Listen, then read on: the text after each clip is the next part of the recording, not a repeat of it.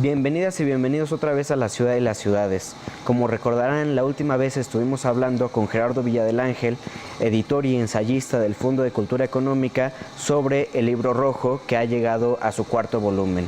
Gerardo, estábamos platicando. Llevar a hacer el libro rojo implicó hacer una revisión de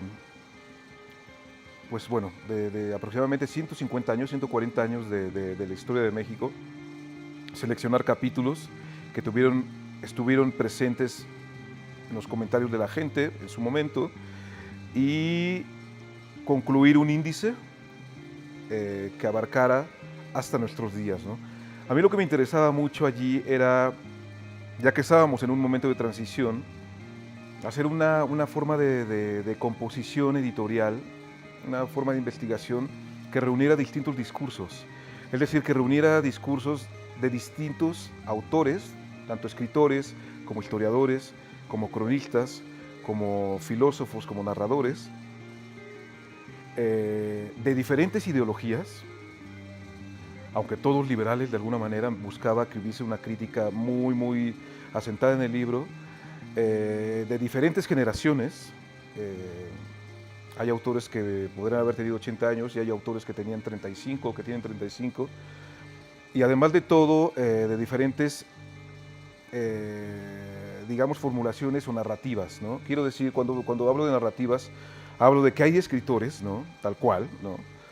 Y hay también artistas visuales. A mí me interesaba mucho, siempre me ha interesado mucho el discurso de las artes visuales y sobre todo el discurso conceptual de las artes visuales, modos de interpretación que tienen mucho que ver, bueno, desde luego con lo plástico, pero también con interpretaciones filosóficas que esto llevan a crear una imagen que lleve a pensar muchísimo al lector que se acercara al libro, y esto es lo que busqué, más que plantear una vez más como discurso editorial una iconografía que nos remitiera nuevamente, después de decenas de ejercicios así, a los archivos Casasola, etc. No, yo quise evitar esto, y entonces para la formulación de ese discurso visual, que es un discurso paralelo al orden de los capítulos, el libro tiene un orden cronológico, esto llevó a que cada artista se le pidiera, más que una ilustración, se le pidiera un comentario visual de ese capítulo que iba a leer, ¿no? Y entonces, bueno, hay tantos escritores como igual número de artistas visuales. Estamos hablando de un libro que hasta ahora, hasta su cuarto volumen, el volumen cuarto apareció, que fue el que apareció en este año, estamos hablando de aproximadamente un número de colaboradores, de 250 colaboradores, que han buscado ofrecer al lector una interpretación novedosa de cada uno de estos episodios, muy de nuestros días, sin que pierda su ejercicio de revisión y sin que pierda, digamos, su noción de presente del que está escrito.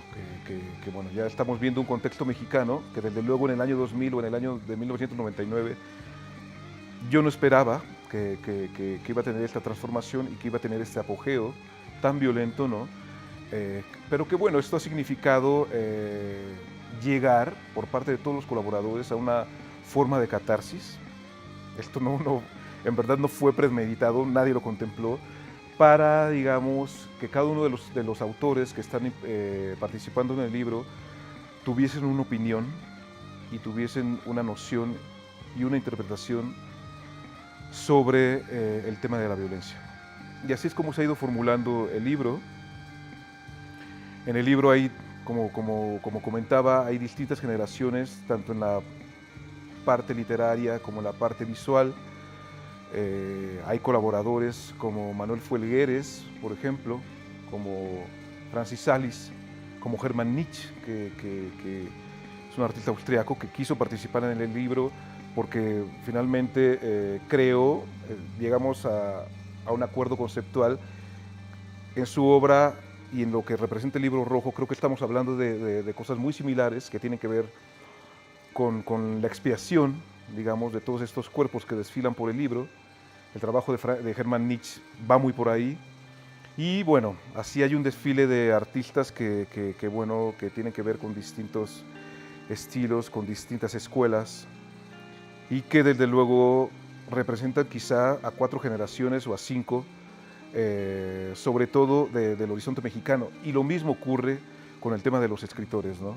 En el tema de los escritores hay escritores de distintas disciplinas, como historiadores, de distintas ideologías, de distintas corrientes. Está desde Enrique Krause, desde Paco Taibo, desde Vicente Leñero, Roger Bartra, y de los más jóvenes, bueno, puede estar Alberto Chimal, Bernardo Fernández, Juan Manuel Servín, Antonio Ortuño, etc. Hay un desfile del que es inútil decir los nombres porque son cientos y cientos, ¿no?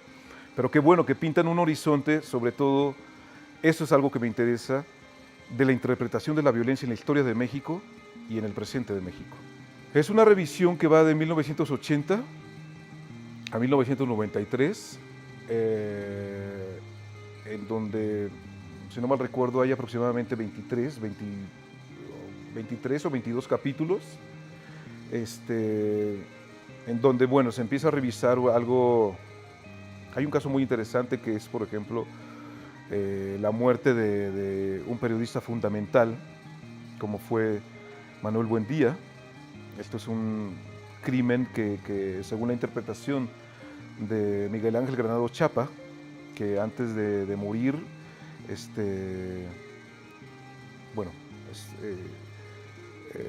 justificó y además de todo confirmó la presencia en el volumen con un capítulo dedicado a la muerte, del asesinato en 1984 de Manuel Buendía.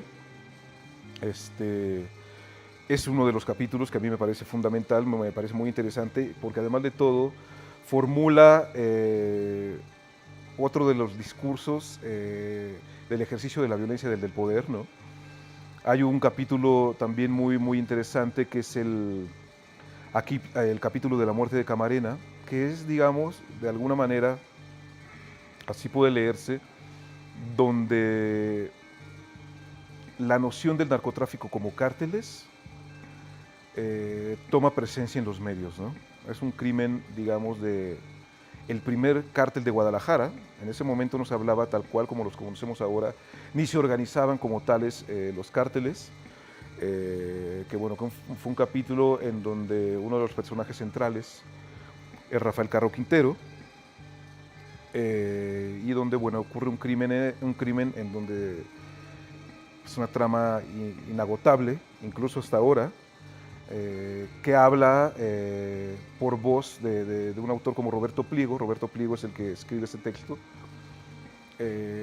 digamos, de la red tan compleja que representa el escenario del narcotráfico, y al que tampoco se puede uno acercar, digamos, de una forma tan inmediata. Yo pienso, ahora que menciono esto, creo que es interesante porque es algo que busca exhibir el Libro Rojo, que hay ciertos casos que han implicado tomar distancia en el tiempo, ¿no? Que han implicado, digamos, un asentamiento en cuanto a sus personajes, sus motivaciones y el entendimiento de su propia trama, que necesariamente esto implicó